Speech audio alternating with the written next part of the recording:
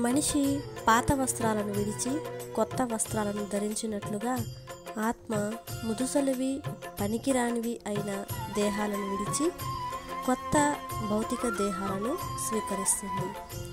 దీని గురించి మరిన్ని విషయాలు మనం తెలుసుకోబోయే ముందు మీరు కనుక నా ఛానల్ని ఫస్ట్ టైం చూస్తున్నట్లయితే నా ఛానల్ని లైక్ చేయండి, షేర్ చేయండి, అలాగే సబ్స్క్రైబ్ చేసుకోవడం మర్చిపోకండి.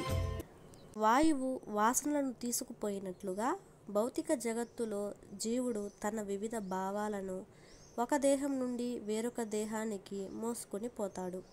ఆ విధంగా అతడు ఒక రకమైన దేహమును స్వీకరించి తిరిగి వేరొక దానిని పొందడానికి దానిని విడిచిపెడతాడు.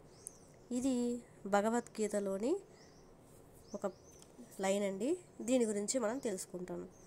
మానవుని దేహ మార్పు అతనిపైననే ఆధారపడి ఉంటుంది. మరణ సమయంలో అతడు తయారు చేసుకున్న చైతన్యమే అతనిని తరువాత దేహంలోకి తీసుకొని వెళుతుంది. పిల్లి లేదా కుక్క వంటి చైతన్యాన్ని తయారు చేసుకుంటే అతడు పిల్లి లేదా కుక్క దేహంలోకే తప్పకుండా మారుతాడు లేదా ప్రవేశిస్తాడు. ఇక తన భావాలను, శ్రద్ధను దైవీ గుణాల మీద స్థిరంగా ఉంచితే అతడు దేవతా రూపాన్ని కూడా పొందే అవకాశం తప్పక ఉంది. ఈ దేహము నశించిన తరువాత వ్యక్తిగత ఆత్మ మరొక దేహంలోకి మారుతుంది. మానవుని ప్రస్తుత దేహము, ప్రస్తుత కర్మలే తదుపరి దేహానికి పూర్వారంభంగా మారుతాయి. కర్మను అనుసరించి జీవునికి భిన్నమైన దేహం లభిస్తుంది.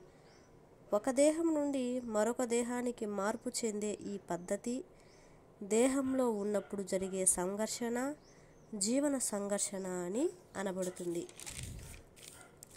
మరణానంతరం జీవుని ఆత్మ ప్రస్తుత దేహాన్ని విడిచి తన కర్మ ఫలితాల ఆధారంగా వేరొక దేహాన్ని తప్పక ఆశ్రయిస్తుంది. మరణం అనేది శరీరానికి మాత్రమే తప్ప ఆత్మకు కాదు. చనిపోయే ముందు మనం ఎటువంటి విషయాలపైనైతే శ్రద్ధ వహిస్తామో, దేని మీద అయితే ప్రేమ అభిమానం చూపిస్తామో, నెక్స్ట్ వచ్చే జీవితం లేదా నెక్స్ట్ వచ్చే దేహాన్ని మనం అదే ఆచరిస్తుందన్నమాట.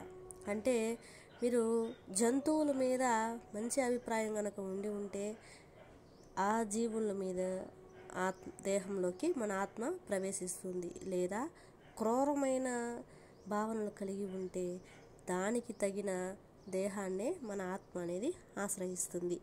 వాసనలు వాయువుల్లో కలిసినట్లుగా ఆత్మ మరొక దేహాన్ని ఆశ్రయించే ముందు పంచభూతాల్లో కలిసి ప్రయాణం సాగిస్తుంది అనేది పురాణాల అభిప్రాయం. ఈ వీడియో ఇంతసేపు చూసినందుకు థ్యాంక్ యూ ఫ్రెండ్స్.